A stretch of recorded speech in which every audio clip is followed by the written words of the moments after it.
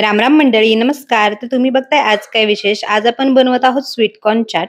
तर पावसाळा सुरू झालाय आणि बाजारात स्वीटकॉर्न खूप प्रमाणात आलेत आणि थोडे स्वस्त पण मिळत आहेत. सगळ्यांचाच आवडीचा पदार्थ असतो स्वीटकॉर्न. शिजवून तर नेहमीच खातो, पण आज आपण बनवत आहोत झटपट बनणारा असं चाट. तर त्यासाठी एक तवा गरम करून घेतला. नंतर त्याच्यामध्ये मी एक पूर्ण कणीस जे आहे स्वीटकॉर्नचं त्याचे दाणे टाकलेत. नंतर त्याच्यामध्ये थोडंसं मीठ टाकून घेतलं. तर आपण काय करणार आहे, इथे दाणे जे आहेत ना, ते वाफेवर शिजवून घेणार आहे. तर परत ते हलवून घेतले व्यवस्थित आणि झाकण ठेवून दिलं.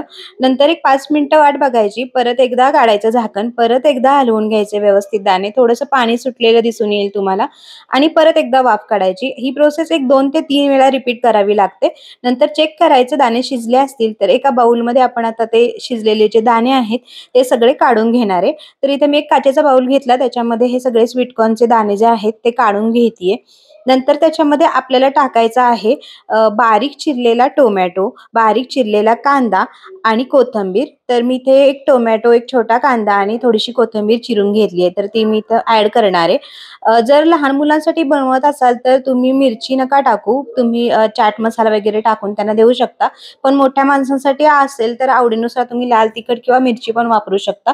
तर इथं मी चवीनुसार मीठ टाकलंय, चाट मसाला टाकलाय आणि थोडंसं स्पाइससाठी मी इथं काळी मिरीची जी पावडर असते ना ती टाकलीये. इथं आपण कुठलंही प्रमोशन करत नाहीये, त्यामुळे मी ब्रँड सांगणार नाहीये. कोणतीही तुम्ही किंवा घरी बनवलेली वापरू शकता. माझ्याकडे रेडीमेड होती तर मी तीच वापरली.